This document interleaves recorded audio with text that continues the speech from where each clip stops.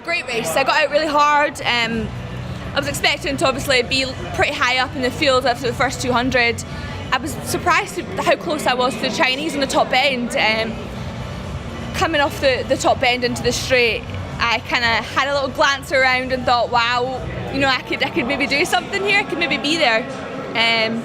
I didn't really believe I was going to come third, which is incredible. I still can't believe it coming over that line. I was watching both our wheels and I was just like, I can't say who got it. So my name coming up on that board, it literally means the world to me. You came into this competition in such fine form. You came in with personal best. Where do you go from here to compete on that level and catch the first and second place?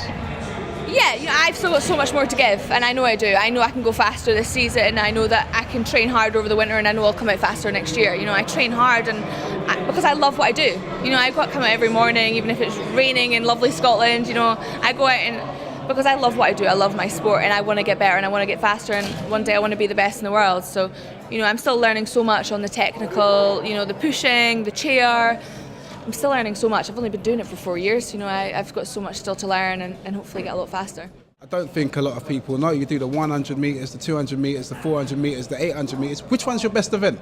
The 2. Yeah, I enjoy the 4 as well. I like to start on the bend. I quite like that feeling of starting on the bend. So no, I enjoy the 4 and the 2. But the 8's a bit fun. It's a bit tactical. It's anybody's game. The 8 depends who gets in the right slot. But how do you prepare for that, knowing that the others are sprints? Now the 800 metres is no sprint. We definitely know that. Do you have to taper the training, or do you just train hard, get out there, perform, and see what happens? Yeah, I just train hard, get out there, see what happens. I'm kind of hoping that they'll go off fast, which kind of goes to my advantage, and then slow it down and then sprint finish. That's what I'm hoping for. But you don't know what's going to happen in the 8, and that's the excitement. You've just got to get in that draft. You get a lot of help from being in the draft in the chair. So I'm just going to hope to get in the draft and see what happens. You've already got a gold medal in the bag with the 2. You've already got the bronze today in the 4. You've got a world record. Can you just sum up this whole World Championship experience for me, from your point of view? It's been incredible. I watched London 2012 and started just after it, and I hoped that one day I'd be able to race on this track, and I didn't believe that 4 years later I'd be racing this track and I'd be world champion and a bronze medalist as well. It's been incredible. I'm so grateful for all the opportunities that I get and everyone that supports me.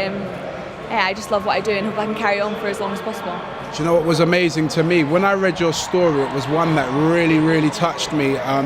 It's an amazing story, and one day we're going to sit down and tell that story. But it was the fact that you just got up and got on with it, worked hard. You're an inspiration to many. You have to be. What actually made you just get up and get on with it to become the person you are today? I think the main thing was I knew that my mum and dad were going to be very upset and they were going to blame themselves, and I knew that if I lay in bed and I cried every day, I'm going to lay in bed and crying every day. It's not going to change anything. I'm still going to wake up paralysed every single morning, and it's not going to change. I can cry as much as I want, but it's just going to break my mum and dad down, and them to blame themselves and them to hate themselves. So I knew that I've just got to get up and get on with it. I can't change what happened.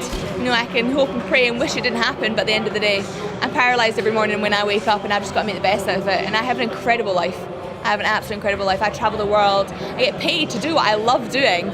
My dad's always taught me, life can be very short or life can be very long. Just make sure you spend every moment doing something you love, and I do every morning. Everyone's situation is completely different. Some people look at me and think, but I've not been through anything as hard as what you've been through. Everyone treats things different ways. You just kind of get up and find something you love doing and get on with it. It's tough, and it's going to be tough, and there's still some days and I wish, why did I do that? But at the end of the day, it happened, and you've got to move on and just find something you love doing and keep doing it. And a word on the British fans out there today, please, and the atmosphere. Oh, it's amazing. The British crowd are incredible. They are definitely the best crowd in the world. You go out there and they're chanting your name, especially all the school kids the other day, and they're all chanting and they're so cute, and it's just thinking, we're changing opinions here in Britain. We are changing opinions on disabled people, and it's amazing. And lastly, you saw the impact the London 2012 effect left on the para sport.